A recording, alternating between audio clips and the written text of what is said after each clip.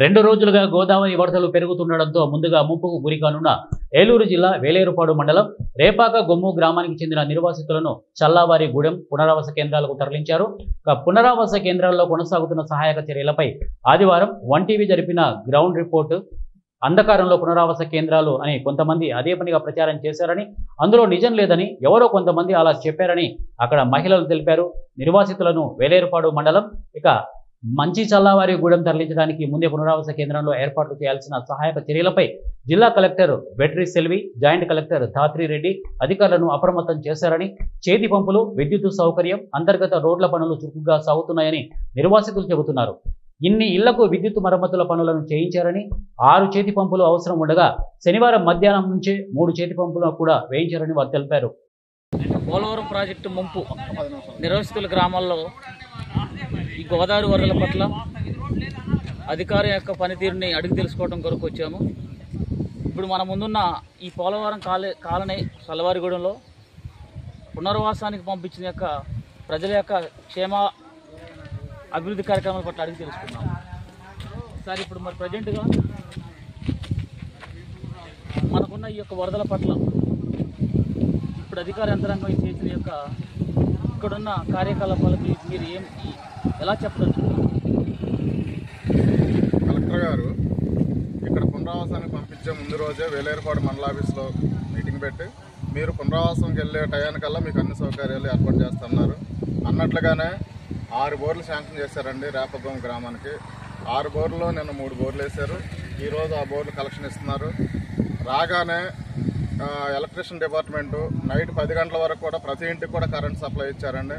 యుద్ధ ప్రాతిపదికన ప్రతిదీ కూడా ఇమీడియట్గా చేస్తున్నారు. అసౌకర్యం లేకుండా అన్ని ఏర్పాట్లు చేయడం జరుగుతుంది.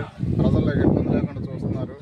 కలెక్టర్ గారు కానీ అధికారులు కానీ మంచిగా వర్క్ చేస్తున్నారండి. ఇబ్బంది లేదు. ఏదైనా చిన్న చిన్న లోపాలు ఉంటే ఉండొచ్చు, కానీ ఇంత స్పీడ్గా వచ్చిన రోజే కరెంటు నీళ్లు ఏర్పాటు చేయడం అనేది ఈ ప్రభుత్వంలో, ఎన్డీఏ ప్రభుత్వంలో చాలా గొప్ప విషయం అండి.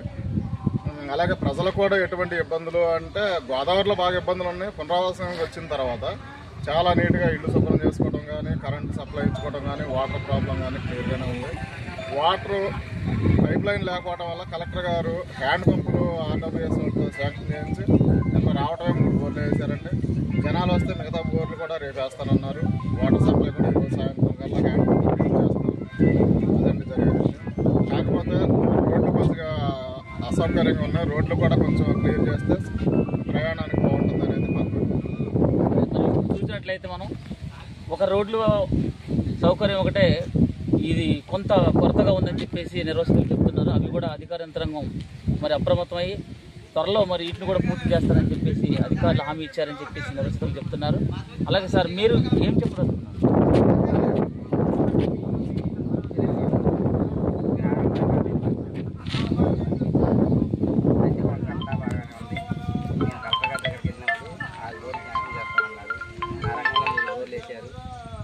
వేస్తున్నారు. కరెంట్ ఏమిటో ఇచ్చారు. మాకు వచ్చిన రావడమే మాకు ఏ అటువంటి ఇబ్బంది లేదు. Thank you.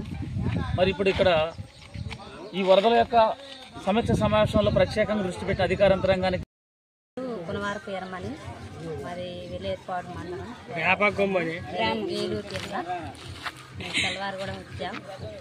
ఇక్కడ పిల్లలతో వచ్చాం. క్లీన్ చేయాలి శుభ్రంగా. కరెంటు తెప్పించారు కానీ నీళ్ళు లేవు. రోడ్లు సౌకర్యంగా ఉండాలి. మంచిగా దోమలు కూడా బాగున్నాయి. దోమల మందు కూడా కొట్టియాలి. పిల్లలతో వచ్చాం. మాకు అంత మంచిగా జరగాలి.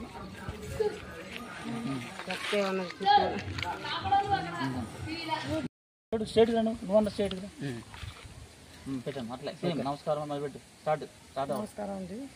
మాది వేలేరుపాడు మండలం రేపాక మంది. మేము